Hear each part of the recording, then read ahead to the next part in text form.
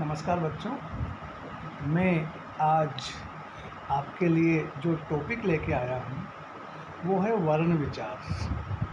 वर्ण विचार महत्वपूर्ण टॉपिक है कक्षा छठी के बच्चों के लिए, क्योंकि भाषा की शुरुआत वर्ण से होती है और उसकी जानकारी होना बच्चों के लिए बहुत ज़रूरी है।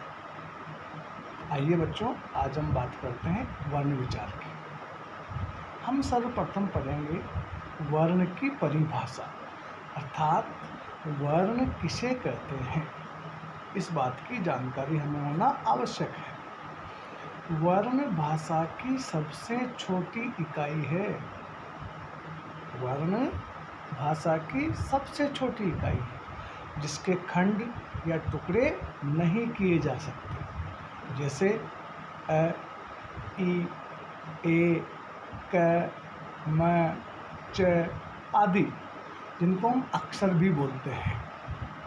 अब हम बात करते हैं वर्णमाला।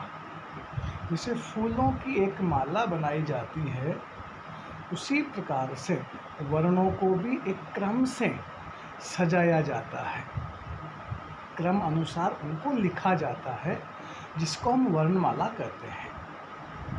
वर्णों का व्यवस्थित समूह वर्णमाला कहलाता है। और हिंदी में 2 वर्गों में इसको बांट दिया गया है। हिंदी में वर्णमाला को 2 वर्गों में बांट दिया गया है। एक वर्ग है स्वर, दूसरा वर्ग है व्यंजन। मतलब वर्ण के 2 भाग हैं, पहला है स्वर, दूसरा है व्यंजन। स्वर संख्या में 11 हैं। हम लिखते 13 हैं, लेकिन 11 गिने जाते हैं। अंत के जो 2 हैं उनको हम गिनते नहीं हैं, बल्कि लिखते हैं। और जो व्यंजन हैं वो 33 है। आप सब ने पढ़े हैं, लिखे हैं, जानते हैं, क्योंकि हम जब स्कूल जाते हैं तो शुरुआत स्वर और व्यंजन से ही हम करते हैं। 4 संयुक्त अक्षर है, क्ष, त्रिशूल वाला त्र, ज्ञानी वाला गे और श्रमिक वाला श्र। ये 4 संयुक्त अक्षर है। 2 अयोगवाह भी है। हम जो स्वर की बात कर रहे थे कि 11 होते हैं, लेकिन हम 13 लिखते हैं, तो अंत के जो 2 हैं उनको हम अयोगवाह बोलते हैं। तो 11 तो हो गए स्वर, 33 हो गए व्यंजन, 2 हो गए अयोगवाह, 4 हो गए संयुक्त अक्षर। कुल कितने हो गए? 50। 2 और है जिनको हम लिखते भी हैं, पढ़ते भी हैं, और वो है र और ढ। डमरू के ड के नीचे जो हम बिंदी लगाते हैं और ढक्कन के ढ के नीचे जो हम बिंदी लगाते हैं, वो दोनों भी अलग से गिने जाते हैं। उन सबको मिलाकर के कुल 52 वर्ण होते हैं। हिंदी वर्णमाला में कुल 52 वर्ण होते हैं। 33 तो व्यंजन, 11 स्वर, 2 अयोगवाह, 4 संयुक्त अक्षर और 2 जो मैंने आपको बताए। आप यहाँ देखिए, ये 52 तो वर्ण हैं, 11 स्वर है, 33 व्यंजन हैं, 2 अयोगवाह है और 2 जो मैंने आपको अलग बताए। इसके अलावा आप लोगों ने कभी देखा होगा कि अयोगवाह का मतलब क्या है।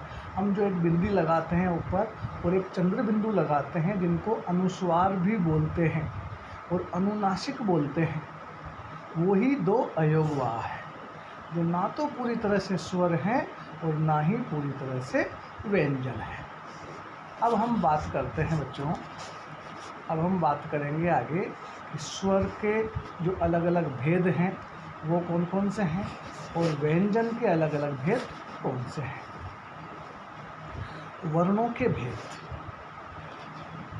वर्णों के मतलब जो वर्णमाला आपने पढ़ी, उसके भेद मैंने आपको बताया 2 भेद हैं, स्वर और व्यंजन।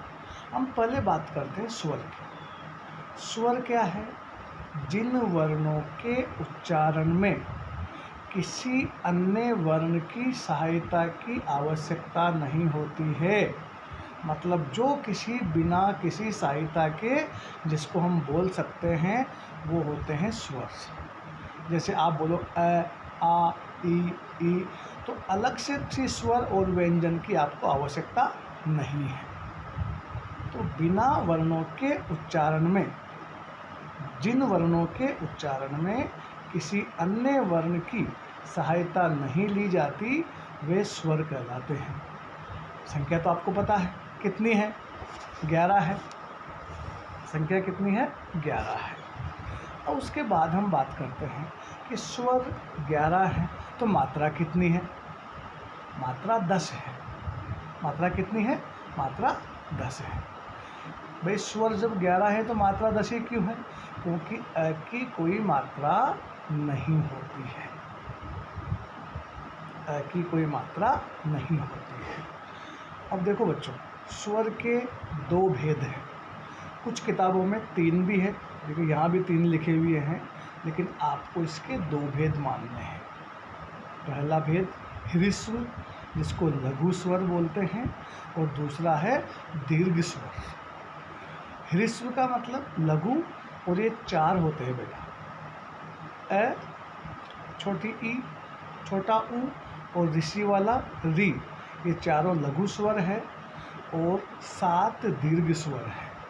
आ, बड़ी ई, बड़ा ऊ, ए, आई, ओ, औ, ये पूरे 7 और ये 4, ये हैं आपके स्वर।